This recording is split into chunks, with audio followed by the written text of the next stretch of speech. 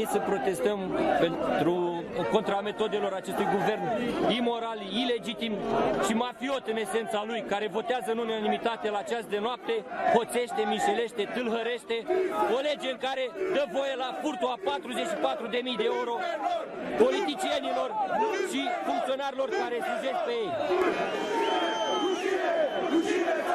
Sunt aici pentru viitorul copiilor mei. Vreau demisia guvernului, vreau să anuleze ordonanța, vreau să nu treacă de monitorul oficial.